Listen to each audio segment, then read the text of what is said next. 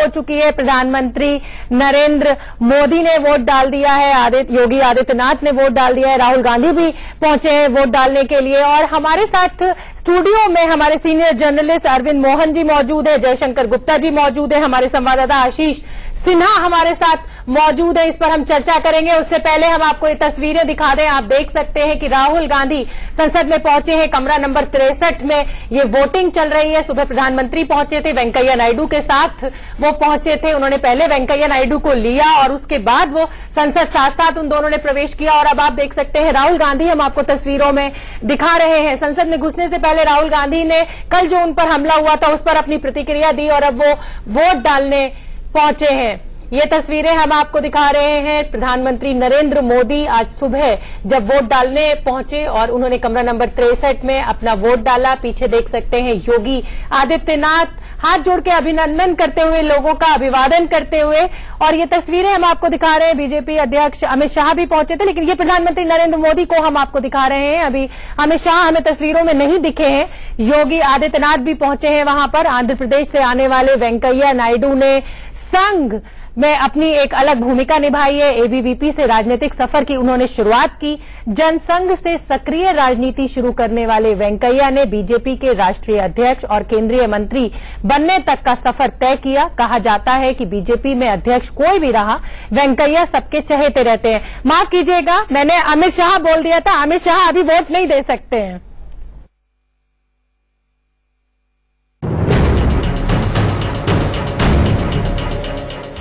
आंध्र प्रदेश से आने वाले वेंकैया नायडू ने संघ और एबीवीपी से राजनीतिक सफर की शुरुआत की। जनसंघ से सक्रिय राजनीति शुरू करने वाले वेंकैया ने बीजेपी के राष्ट्रीय अध्यक्ष और केंद्रीय मंत्री बनने तक का सफर तय किया। कहा जाता है कि बीजेपी में अध्यक्ष कोई भी रहा, वेंकैया सबके चहेते रहे। वेंकैया नायडू दक्षिण भारत से आने वाले ऐसे राजनेता हैं जिनकी हिंदी पर भी शानदार पकड़ है। सियासत की दुनिया में वेंकैया की वन लाइनर बेहद मशहूर है। वेंकैया का जन्म 1 जुलाई 1949 को आंध्र प्रदेश के नेल्लोर जिले के चावटपलेम के कम्मा परिवार में हुआ था। वेंकैया बचपन के दिनों में ही आरएसएस से जुड़ गए। उन्होंने बीआर हाई स्कूल नेल्लोर से अपनी स्कूली पढ़ाई पूरी की। इसके बाद बीआर कॉलेज से ग्रेजुएशन किया। फर्स्ट डिवीजन से ग्रेजुएशन करने के बाद वेंकैया ने आंध्र यूनिवर्सिटी विशाखापत्तनम से लॉ की डिग्री ली। 1974 में वो आंध्र यूनिवर्सिटी छात्र संघ के अध्यक्ष निर्वाचित हुए। 1972 में वेंकैया जय आंध्र आंदोलन के दौरान पहली बार सुर्खियों में आए। छात्र राजनीति के दौरान जयप्रकाश नारायण से प्रभावित होकर उन्होंने इमरजेंसी के खिलाफ आंदोलन में भी हिस्सा लिया। आपातकाल के दौरान वेंकैया जेल भी गए। इमरजेंसी खत्म होने के बाद वो 1977 से 1980 तक जनता पार्टी की युवा शाखा के अध्यक्ष रहे। 1978 से 1985 तक वेंकैया 2 बार आंध्र विधानसभा के सदस्य रहे। 1980 से 1985 तक आंध्र प्रदेश विधानसभा में बीजेपी विधायक दल के नेता रहे। इसके बाद 1985 से 1988 तक बीजेपी की आंध्र प्रदेश इकाई के महासचिव की जिम्मेदारी निभाई। 1988 से 1993 तक राज्य बीजेपी के अध्यक्ष रहे। 1993 में वेंकैया राष्ट्रीय राजनीति में आए और 1993 से 2000 तक बीजेपी के महासचिव, संसदीय बोर्ड के सचिव, केंद्रीय चुनाव समिति के सदस्य और प्रवक्ता की जिम्मेदारी निभाई। 1998 में पहली बार कर्नाटक से राज्यसभा के सदस्य चुने गए। राज्यसभा में लगातार 3 बार कर्नाटक की नुमाइंदगी करने के बाद चौथी बार वो राजस्थान से संसद के ऊपरी सदन पहुंचे। वेंकैया वाजपेयी सरकार में ग्रामीण विकास मंत्री रहे। 2002 से 2004 तक वेंकैया बीजेपी के राष्ट्रीय अध्यक्ष भी रहे। उपराष्ट्रपति उम्मीदवार घोषित होने से पहले उनके पास मोदी सरकार में शहरी विकास और सूचना प्रसारण जैसे मंत्रालयों की जिम्मेदारी थी। Bureau report, India news.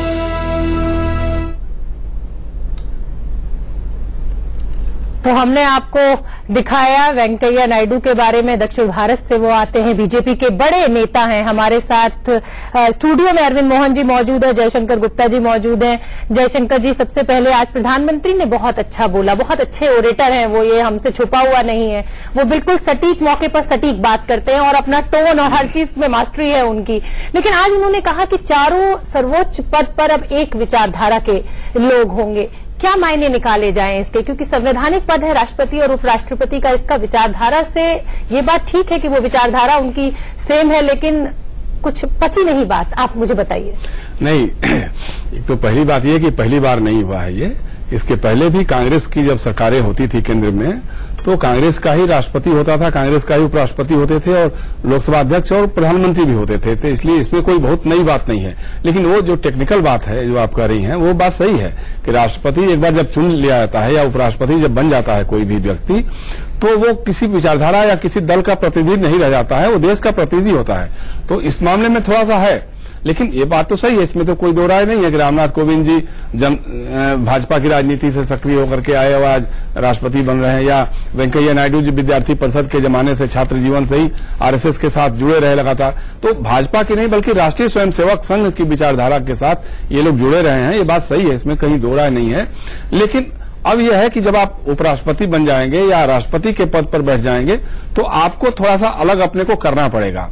मतलब दिल में कुछ और हो लेकिन जबान पे कुछ और बोलना ही पड़ेगा, या दिखना भी होगा जो फैसले होंगे, क्योंकि आज आप किसी दल के साथ नहीं बंधे हैं, आज आप इस देश के संविधान के साथ बंधे हैं। वेंकैया नायडू ने कहा भी कि आज के बाद में कोई राजनीतिक बयान नहीं दूंगा। हाँ, हालांकि ऐसा बहुत कम हो पाता। देखिए, अभी राष्ट्रपति रामनाथ कोविंद जी हो गए, लेकिन अभी उन्होंने बिहार के मामले में बयान दिया, तो बहुत देर से छूटती है, मतलब आदत लगी हुई होता है ना कि मुंह की लगी हुई, तो एक बात तो होती है। और वेंकैया जी जैसा आदमी जो उनका वन लाइनर है, बहुत सक्रिय राजनीति में हमेशा रहे हैं। अरविंद जी, अगर मैं बात करूं कि जिस तरह से अब पहुंचेंगे राज्यसभा में, चेयरपर्सन होंगे वेंकैया नायडू, जीत उनकी तय है, तो अब इस पे क्या डिस्कशन करें हम कि कौन जीतेगा कौन हारेगा। लेकिन मोदी सरकार के लिए कितना आसान रहेगा उनका चेयरपर्सन पद पे होना, क्योंकि राज्यसभा में हमेशा विपक्ष के विरोध का निशाना पे रही है बीजेपी, और बहुत आसान नहीं रही है रहा बीजेपी की राज्यसभा में। नहीं, सिर्फ उनका जीतना ही नहीं है, सबसे बड़ी पार्टी भी बन गई है। बिल्कुल। उत्तर प्रदेश के चुनाव जब हो जाएंगे राज्यसभा की सीटों के लिए, तब बीजेपी काफी बड़ी पार्टी बन जाएगी और फिर सदन में भी उसको ज्यादा मुश्किल नहीं आएगी। तो बहुत सारी चीजें ऐसी हैं जो बीजेपी करना चाहती है, जिसका चुनाव में वायदा है, इंक्लूडिंग राम मंदिर। तो अब ये देखना दिलचस्प होगा कि चारों बड़े पद पे और राज्यसभा लोकसभा सब अपने पास आने के बाद बीजेपी क्या करती है। और ये जो हमारे दोनों बड़े लोग गए हैं संवैधानिक पदों पे, वो संविधान और बीजेपी की मंशा या बीजेपी के पीछे जो हम मानते हैं कि संघ की मंशा, जो प्रधानमंत्री ने खुलेआम ही कहा कि एक विचारधारा के लोग रहे हैं, तो जो संघ से जो फर्क है, जैसे एकात्मक देश चलेगा या फेडरल रहेगा, अब वो बार बार राष्ट्रपति प्रणाली की तरफ जाने की बात आती है, बार बार फेडरल ढांचे की बात की जाती है। तो उन चीजों में संघ और बीजेपी अपनी चलाएंगे या संविधान की चलने देंगे। और जब चारों पद हैं उनके हाथ में और सारे मेजोरिटी सब जगह है, तो फिर ये देखना दिलचस्प होगा कि बदलाव के उस प्रोसेस की तरफ जाते हैं क्या, और अगर बदलाव उस तरह का होता है तो बीजेपी की चलेगी या संविधान की चलेगी या राष्ट्रीय स्वयंसेवक संघ की चलेगी, हाँ, या फिर संविधान की चलेगी। और जिनको जिम्मेवारी दी गई है, लेकिन पद पर बैठ के आदमी ज्यादातर कंट्रोवर्सी से बचता है, तो इस तरह के बयानबाजी तो नहीं हम सोचते हैं कि वो देंगे। बयानबाजी की जरूरत अब नहीं है, अब आप काम करने की जरूरत है। या तो आप उस एजेंडे को सही मानते हैं जो चुनाव के वायदे हैं बीजेपी के, तो वो बीजेपी चलाएगी और चलानी भी चाहिए, क्योंकि उस वायदे पे वो जीत के आए हैं। और दूसरा ये है कि जो संविधान, क्योंकि इनको वोट लेने की जिम्मेवारी नहीं है उपराष्ट्रपति राष्ट्रपति को, तो इनकी जिम्मेवारी मुख्य रूप से संविधान की रक्षा की है। तो वो देखना इनके लिए महत्वपूर्ण होगा कि क्या बातें संविधान की मूल भावना के पक्ष में हैं या उसके साथ जा सकती हैं, या क्या उसके खिलाफ जा रही हैं। और उन पॉइंट्स पे अगर दखल संभव हो तो दखल दें। लेकिन ऐसा होगा ये अभी बहुत जल्दी, आज पहले दिन इस तरह की भविष्यवाणी करना थोड़ा मुश्किल होगा, लेकिन निश्चित रूप से इन दोनों की परीक्षा ज्यादा बड़ी होने वाली है। खासतौर से जब चारों पद हम मानते हैं और एक विचारधारा की बात की जा रही है, प्रधानमंत्री इतने उत्साह से भरे हुए हैं, सब लोग उत्साह से भरे हुए हैं। आज के दिन जिस किस्म की मेजोरिटी हो गई है और जिस किस्म का चुनाव होने वाला है, हम आप तो खाली उपराष्ट्रपति की बात करें, वहां तो सामान पैकिंग की तस्वीरें 3 दिन से चल रही हैं कि उनका सामान पैक होने लगा। बेचारे गोपाल गांधी तो घूम घूम के बोल रहे हैं और चिट्ठी लिख रहे हैं सारे एमपीओं को, वही खबरें हैं। कि उन चिट्ठी में क्या बात उठा रहे हैं, बोल के क्या उठा रहे हैं। लेकिन वेंकैया जी के यहाँ तो सामान पैकिंग की ही खबर सबसे प्रमुख था, तो इसलिए वो तैयारी तो है, लेकिन आगे जो काम जिम्मेवारी आने वाली है वो क्या होता है वो देखना बिल्कुल समय बताएगा। और ये जो चर्चा हमारी चल रही थी कि प्रधानमंत्री ने आज एक बयान दिया, उसमें वेंकैया नायडू की उन्होंने तारीफ करी। सबसे पहले हम अपने दर्शकों को वो बयान सुनवा देते हैं। प्रधानमंत्री नरेंद्र मोदी ने क्या कहा आज सुबह। एक समान विचारों से पले बढ़े, समान संस्कारों से पले बढ़े राष्ट्रपति हो, उपराष्ट्रपति हो, पार्लियामेंट के स्पीकर हो, या हम सब लोग जो हैं जिनको दायित्व मिला है, हम एक ही कुनबे के, एक ही परंपरा से पले बड़े लोग हैं। ऐसा अवसर आजादी के बाद शायद पहली बार आया है। ज्यादातर आपने देखा होगा कि बेटी जब बहू बनती है 24 घंटे पहले उसका बोलना, चालना, बैठना, उठना एक बेटी की तरह अलग होता है। लेकिन 24 घंटे के बाद जैसे ही वो बहू बन जाती है, ससुराल जाती है, उसके पूरे व्यवहार में पता नहीं कुदरत उसको क्या ताकत देती है, एकदम से बड़ा बदलाव महसूस होता है। एक नई जिम्मेवारी के साथ हम लोग कभी संगठन में काम किए होंगे, आंदोलन किए होंगे, पुतले जलाए होंगे, लेकिन भूल जाते हैं कि अब वो नहीं रहा, कुछ और हो गए हैं। एक बेटी बहू बनने से जो बदलाव भीतर फील करती है, हम भी एक ऐसे जनप्रतिनिधि हैं, हमारे भीतर ये चीजें इवॉल्व होनी चाहिए। हम दल के होंगे, इलाके के होंगे, लेकिन हम देश के भी हैं। ये भाव निरंतर आवश्यक होता है लोकतंत्र में। और मैं तो देख रहा हूं कि वेंकैया जी में इतना जल्दी बदलाव आया कि मुझे बीच में कहना पड़ा कि भाई आप जैसे वेंकैया थे वैसे तो अब दिखो। वो ऐसे चलना शुरू कर दिए थे। लेकिन वो हफ्ते 10 दिन में ठीक हो जाएगा। ये हमारे बीच के रहे हैं, पहले हम लोगों को उनके साथ बात करने का जो तरीका रहा होगा, जो भी रहा होगा, लेकिन अब जो उनका पद आने वाला है, उस पद की गरिमा को बरकरार रखना, ये हम लोगों का ज्यादा दायित्व बनता है। हम उस मिजाज में न रहे क्या वेंकैया तो अपना है, पहले तो यार मैं उसके साथ टेबल पे खाना खा लेता था, चाय पी लेता था। जी नहीं, वो हमारे होने वाले उपराष्ट्रपति हैं, संवैधानिक पद की गरिमा पर बैठे हैं। हमारा वो आज वो कल तक वो मेरे साथ, मैं प्रधानमंत्री था, वो मेरे साथ में एक मंत्री थे। किसी समय वो अध्यक्ष हुआ करते थे, मैं मंत्री हुआ करता था।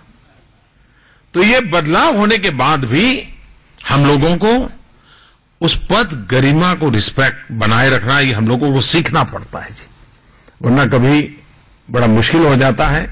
मैं चाहूंगा कि हम इन चीजों को करेंगे और वेंकैया जी की सफलता ही हम सबकी सफलता है। देश की संसदीय व्यवस्था की गरिमा बढ़ाना समय की मांग है जी, बहुत बड़ी निराशा हो जाएगी देश को।